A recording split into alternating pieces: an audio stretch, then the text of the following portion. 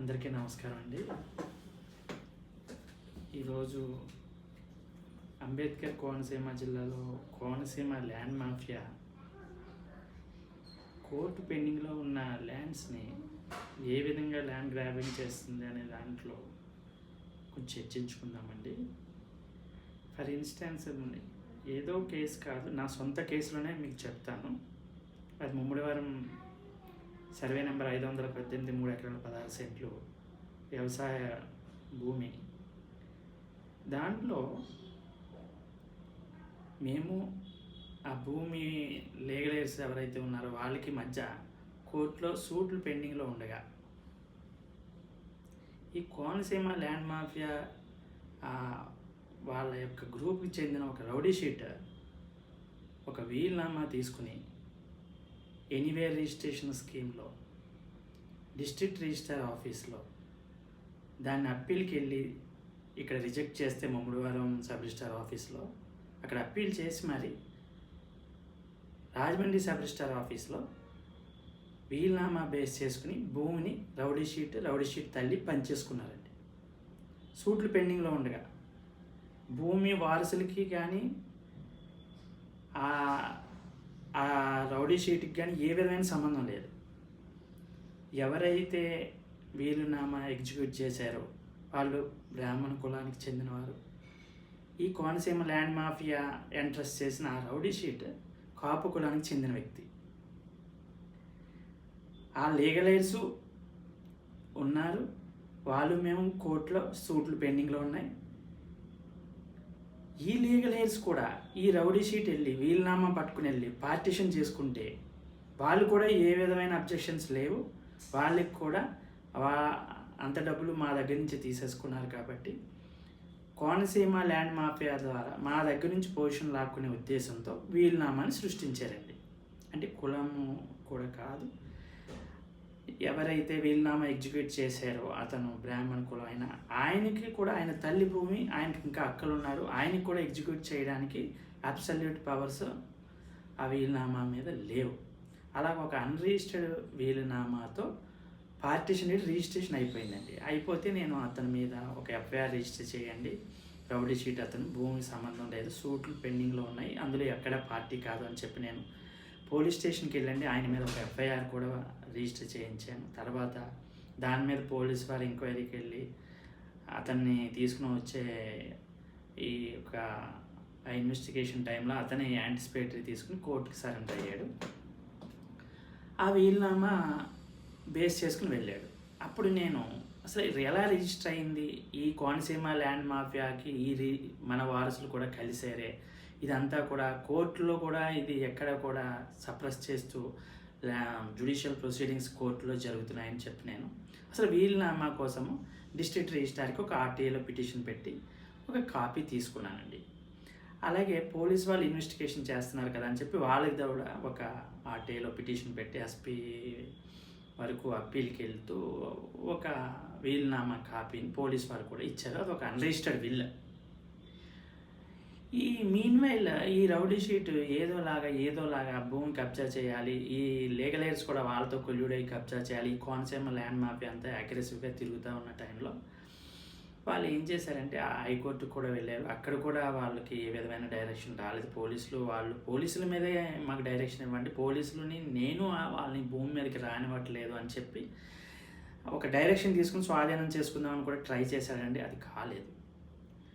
ఆ తర్వాత ఇంకా ఇలాగా ఏమీ చేయకపోతున్నామని వాళ్ళు ఏం చేశారంటే ఈ వీల్నామాని కొంచెం స్ట్రెంగ్తన్ చేయడం కోసం అన్రిజిస్టర్డ్ విల్ అని నోటరీ చేసాము, ఇది నోటరైజ్డ్ విల్ అని చెప్పి వీల్నామాని మార్చేసి ఇంకో వీల్నామా సేమ్ రిసైటల్స్, సేమ్ ఎగ్జిక్యూటెంట్, క్లైమెంట్స్ కూడా సేమ్. ఈ రౌడీ షీట్ తల్లే ఆ వీల్నామాని క్లైమ్ చేసేటట్టు వాళ్ళకే ఇచ్చారు. అటెస్టార్ సేమ్, అంతా సేమ్. ఓన్లీ వీల్నామా at the time of execution of that will ఎప్పుడైతే 2009లో ఆ వీల్నామా ఎగ్జిక్యూట్ అయినట్టు 2019లో వీళ్ళు క్రియేట్ చేశారండి. ఆ 2019లో 2009లో నోటరీ జరిగింది అన్నట్టుగా నోటరైజ్డ్ విల్ 2009లోనే నోటరీ పబ్లిక్ ముందు నోటరీ అయ్యింది అని చెప్పి ఒక నోటరైజ్డ్ విల్ తయారు చేసి ఈ క్రిమినల్ ప్రొసీడింగ్స్ నుంచి ఇవన్నిటి నుంచి తప్పించుకోవడం కోసం డిక్లరేషన్ ఆఫ్ టైటిల్ సూట్ రెండవ అదనపు జిల్లా జడ్జి వారి కోర్టు అమలాపురంలో OS నెంబర్ 24/2019 అని చెప్పి ఒక సూట్ ఫైల్ చేశారు. చేసిన వెంటనే దాంట్లో నాకు నోటీస్ వచ్చిన వెంటనే నేను ప్లెయిన్ చదువుకున్నాను. నోటరైజ్డ్ విల్ అని ఉంది. నా దగ్గర ఆల్రెడీ నాకు district registrar partition deed register చేసుకోవడానికి వీడు సబ్మిట్ చేసిన విల్లు, ఈ రౌడీ షీట్ సబ్మిట్ చేసిన విల్లు అన్రిజిస్టర్డ్ విల్ అని నాకు ఇచ్చాడు ఆయన.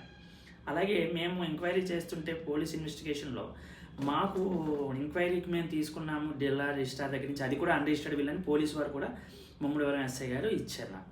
ఇస్తే వీల్నామాలు 2 ఉన్నాయి అని చెప్పి నేను అదే సూట్లో కౌంటర్లోనే రిటర్న్ స్టేట్మెంట్లోని ఇదిగో అన్రిజిస్టర్డ్ విల్లు ఇక్కడ, కానీ ఈ ప్లెయింట్లో కాజ్ ఆఫ్ యాక్షన్ వచ్చింది నోటరైజ్డ్ విల్ మీద అని చెప్పి వేశారు అని చెప్పి, నేను ఇది ఫ్యాబ్రికేటెడ్ డాక్యుమెంట్స్ వచ్చిన దానికి మీరు నెంబర్ ఎలా ఇచ్చారని చెప్పి 2019 నుంచి అడుగుతున్నానండి. ఎప్పుడైనా ఒక సూట్లో ఎవరైనా ఫ్యాబ్రికేటెడ్ డాక్యుమెంట్స్తో వచ్చి సూట్ ఫైల్ చేస్తే 340 CRPC clause B two subsection 1 of 190 CRPCలో వాళ్ళ మీద క్రిమినల్ ప్రాసిక్యూషన్ ప్రొసీడింగ్స్ చేయమని చెప్పి అది ఎంక్వైరీ చేసి చేయాలని చెప్పి దాంట్లో జడ్జి గారే కన్సర్న్ మేజిస్ట్రేట్ గారికి దాని మీద కంప్లైంట్ చేయాలని చెప్పి 340 CRPC చెప్తుంది. ఆ విధంగా నేను ఆ పిటిషన్ కూడా 340 CRPC పిటిషన్ ఈ సూట్లో ఫైల్ చేసి to initiate prosecution proceedings against the accused who filed fabricated documents for taking order with regard to declaration of title అని చెప్పి నేను ఆ విషయంలో కూడా ఒక తప్పుడు డాక్యుమెంట్లతో వచ్చి ఇక్కడ సూట్ ఫైల్ చేశారని వెళ్ళానండి. అంటే ఒక ఫ్యాబ్రికేటెడ్ డాక్యుమెంట్తో వెళ్ళిన చోట మనము క్రిమినల్ ప్రొసీడింగ్స్ చేయాలి. అది లిస్ట్ పెండెన్స్ కోర్టు పెండింగ్లో ఉన్న మ్యాటర్ అని వీళ్ళు తీసేస్తూ ఉంటారు. అప్పుడు ఆల్రెడీ FIR ఫైల్ చేశారు అతని మీద, అతనికి యాంటిసిపేటరీ తీసుకుని అతను కోర్టుకి సరెండర్ అయ్యాడు. ఆ క్రిమినల్ ప్రొసీడింగ్స్ ఆ FIRలో ఏముంది అన్ని లోపలికి ఈ యొక్క రౌడీ షీట్ని, ఈ కోనసీమ ల్యాండ్ మాఫియా వాళ్ళని కాపాడడం కోసం పోలీసు వారు సివిల్ ఇన్ నేచర్ కోర్టు పెండింగ్లో ఉందని చెప్పి రిఫర్ చేశారండి. దాని మీద ఎలా రిఫర్ చేస్తారు? 2 వీల్నామాలు ఉన్నాయి. దీని మీద నేను కలెక్టర్ గారికి పెట్టాను, SP గారికి పెట్టాను. ఒకటి అన్రిజిస్టర్డ్ విల్, ఒకటి నోటరైజ్డ్ విల్. నోటరైజ్డ్ విల్ అంటే నోటరీ మీన్స్ అటెస్టేషన్ కాదండి. నోటరైజ్డ్ విల్ అంటే నోటరీ రిజిస్టర్ అని ఒకటి ఉంటుంది. ఆ నోటరీ రిజిస్టర్లో ఏదైనా నోటరైజ్డ్ డాక్యుమెంట్ని నోటరీ చేస్తే అందులో 1956 నోటరీ రూల్స్ ఉన్నాయి, 1952 నోటరీస్ యాక్ట్ ఉంది. దాంట్లో రూల్ నెంబర్ 11లో సబ్ క్లాస్ 2లో చాలా క్లియర్గా ఉంటుంది నోటరీ రిజిస్టర్ ఎంట్రీ కాపీ ఉండాలని. నోటరీ రిజిస్టర్లో ఒక నెంబర్ ఇస్తారు, అదే నెంబర్ని ఈ నోటరైజ్డ్ డాక్యుమెంట్ మీద వేస్తారు. Prima facie that document is notarised అని చెప్పడం కోసం, ప్రైమా ఫేసి ఉండేటట్టు దానికి ఆ డాక్యుమెంట్కి చూపించడం కోసం, any document if it is notarized that is to be enclosed with notarial register entry copy. ఇది నిజంగా నోటరీ అయితే పోలీస్ ఇన్వెస్టిగేషన్లో నోటరీ రిజిస్టర్ ఎంట్రీ కాపీ తీసుకోండి. ఎవరైతే నోటరీ చేశారో అతను రిజిస్టర్లో రాసి ఉంటాడు కదా, ఎవరు క్లైమెంట్, ఎవరు ఎగ్జిక్యూటెంట్, ఎంత పే చేశారు, వాళ్ళు ఏమేమి డాక్యుమెంట్స్ సబ్మిట్ చేశారు, ఏ టైంలో జరిగింది 2009లో అన్నీ ఉంటాయి కదా. 2009లో నోటరీ అయ్యి ఉంటే 2019 వరకు కనిపించలేదు.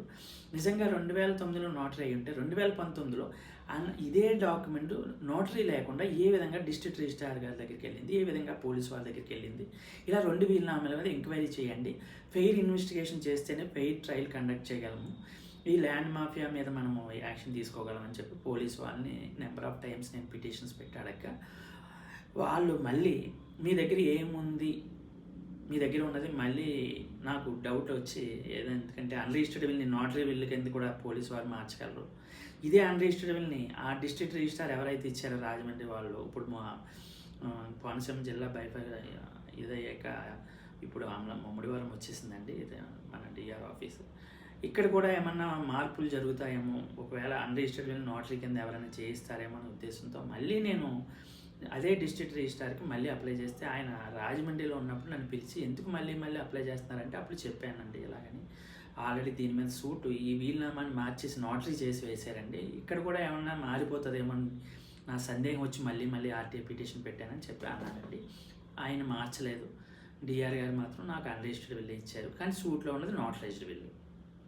ఇప్పుడు ఇంకా పోలీస్ వాళ్ళు మీ దగ్గర ఏ విల్లు ఉంది అని చెప్పి మళ్ళీ ఒకసారి పోలీసు వారు అన్రిజిస్టర్డ్ విల్ ఇచ్చాక మళ్ళీ ఏ విల్లు ఇస్తారో చూద్దామని ఒక సంవత్సరం పోయాక 2021లో మీ దగ్గర ఉన్న విల్లు మీరు ఏ విధంగా ఇది రిఫర్ చేశారు, దీంట్లో మీ ఇన్వెస్టిగేషన్ డీటెయిల్స్ ఏంటి అని చెప్పి నేను మళ్ళీ SP గారికి DG గారికి ఇలా నెంబర్ ఆఫ్ రిప్రజెంటేషన్స్ ఇవ్వగా ముమ్మడివరం సర్కిల్ ఇన్స్పెక్టర్ వారు 2021లో ఇప్పుడున్న వారు కాకుండా ముందు ఆయన ప్రీడెసర్ ఆయన ఒక నోటరైజ్డ్ విల్ ఉంది మా దగ్గర ఇచ్చారండి.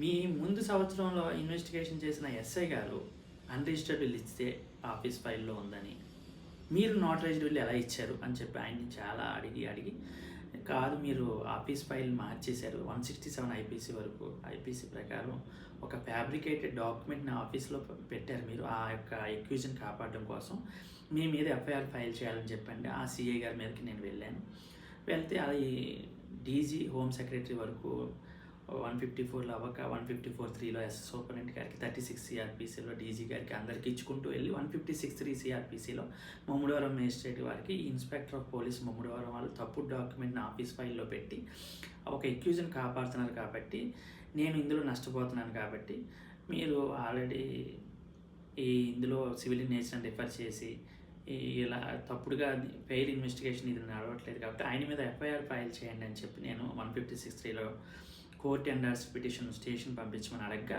ఆర్డర్ ఇచ్చారండి ముమ్మడివరం మేజిస్ట్రేట్ వారు. ఇంతకుముందు ముమ్మడివరంలో ఇప్పుడున్న సిఐ గారు కాకుండా ముందు సిఐ గారి మీద కోర్ట్ ఎండార్స్ పిటిషన్ 156(3)లో ఆయన మీద ఎఫ్ఐఆర్ రిజిస్టర్ అవ్వడానికి కోర్టు నుంచి స్టేషన్కి వెళ్ళింది. కానీ వాళ్ళు ఎఫ్ఐఆర్ ఆ సిఐ గారి మీద వేయట్లేదు. ఇక్కడ 2 వీలునామాలు ఉన్నాయి. కోర్టులోనేమో నోటరైజ్డ్ విల్ అని ఉంది, అక్కడ సీనియర్ అడ్వకేట్ ఒక ఆయన వేశారు, ఆయన దాంట్లో 3 పార్టీ సిఆర్పిసికి అక్కడ జడ్జి గారి నెంబర్ ఇవ్వట్లేదు. అంటే ల్యాండ్ మాఫియా ఎలా ఉంటుందంటే ఫ్యాబ్రికేటెడ్ న్యూస్ వెళ్తుంది. జ్యుడిషియల్ ప్రొసీడింగ్స్లో జడ్జెస్ వీళ్ళు కూడా ఆ డాక్యుమెంట్స్ వచ్చినప్పుడు ట్రయల్ కండక్ట్ చేయాలంటే అలా చూస్తూ ఉంటారు.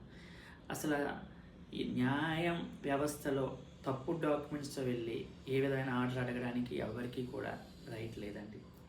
అసలు సూట్లో అన్నీ కూడా ఇలాంటి తప్పుడు అఫిడవిట్లతో తప్పుడు కేసులుగా ఉండి దాంట్లో న్యాయం ఎలా జరుగుతుంది, తప్పుడు కేసు వేస్తే రౌడీ షీట్ వెళ్ళి ఏ విధంగా డిక్లరేషన్ ఆఫ్ టైటిల్ అడుగుతాడు.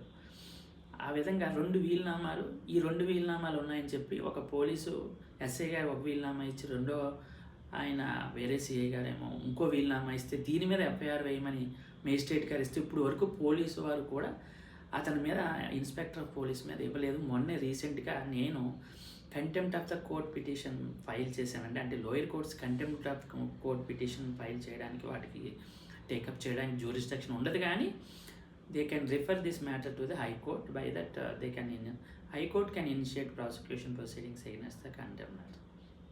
ఆ విషయంగా అంటే white colour organised crime police వారు ఏ విధంగా రౌడీ షీట్కి సహకరిస్తున్నారు, ఇందులో 2 వీలునామాలు ఉన్న రౌడీ షీట్కి ఇప్పటికి కూడా ఆ రౌడీ షీట్ని ఎలా కాపాడుతున్నారు. పోలీసులే ఆ వీలునామాని మార్చేసి ఆఫీస్ ఫైల్లో మా దగ్గర ఈ వీలునామా ఉందని ఎలా చెప్తున్నారు. వాళ్ళు ముందు ఇచ్చిన వీలునామా ఒకటి, ఇప్పుడు ఇచ్చిన వీలునామా ఒకటి. నేను దీని మీద అప్పుడు సుధీర్ కుమార్ రెడ్డి గారు ఎస్పీ గారు ఒక ఎస్ఐ మీద డిపార్ట్మెంటల్ ఎంక్వైరీ కండక్ట్ చేయండి అని నేను ఆయన దగ్గరికి వెళ్ళినప్పుడు 2 వీలునామాలకు ఇది ఆ మాట అన్నంత పోలీస్ ఇన్వెస్టిగేషన్ ఎలా ఉంటుందని నేను దాంట్లో మెన్షన్ చేస్తే ఏంటి 2 వీలునామాలు అంటున్నారు తీసుకురామని ఆయన అడిగారండి. 2 వీలునామాలు ఆయన దగ్గరికి పట్టుకెళ్ళాను. అప్పుడు ఆయన ఇలా చూసి అలా చూసి ఆయన కూడా లాస్ట్కి ఏంటి అంటే ఈ నోటరీ ఏదైతే స్టాంప్ ఉందో అది ఏ విధంగా రిసైటల్స్ మీదకి వస్తుంది, ఒకవేళ నేనే నోటరీ స్టాంపు లేకుండా చేసుంటే కింద ఉన్న ఆ రిసైటల్స్ ఏవైతే వర్డ్స్ ఉన్నాయో ఆ లెటర్స్ ఉన్నాయో అవి చెరిగిపోతాయి కదండి. సెక్షన్ 73 ఎవిడెన్స్ యాక్ట్ ప్రకారం you can compare the documents also. ఈ 2 వీలునామాలు లేదా నేనే కావాలని నేను ట్యాంపర్ చేశాను అనుకుని నా మీదైనా మీరు క్రిమినల్ ప్రొసీడింగ్స్ చేయొచ్చు అని చెప్పి నేను వెళ్తే అలా కాదులేంటి అని చెప్పి అవును 2 వీలునామాల కింద ఉన్నాయి ఆయన కూడా అలా అని చెప్పి అది సిఐకి ఎండార్స్ చేశారు. కానీ ఎవరు కూడా ఇప్పుడు వరకు ఈ 2 వీలునామాలు కోనసీమ ల్యాండ్ మాఫియా మీద ఆ రౌడీ షీట్ మీద ఎవరు యాక్షన్ తీసుకోలేదు. ఈవెన్ జిల్లా జడ్జి గారి దగ్గర కూడా ఆల్రెడీ ఆ సూట్లో ఒక పిటిషన్ ఫైల్ చేసి ఉన్నా కూడా ఆయన కూడా యాక్షన్ తీసుకోలేదు. ఈ విధంగా white colour organised crime police వారు, రిజిస్టర్ వారు, ల్యాండ్ మాఫియా, అడ్వకేట్స్, జ్యుడిషియరీ మొత్తం ఎన్నో ఇంటర్ కనెక్టెడ్గా ఉండండి. ఈ విధంగా కోనసీమ ల్యాండ్ మాఫియా అలా వెళ్తుంది. నేను ఈ కోనసీమ ల్యాండ్ మాఫియాని ల్యాండ్ గ్రాబింగ్ చేయనివ్వకుండా ఆపడం కోసం చేస్తున్న నా యొక్క ఇది పోరాటం అంతే సార్. ఇదంతా అందరికీ చాలా ధన్యవాదాలండి. నా వీడియో మీరు విన్నారు చాలాసేపు. నమస్తే.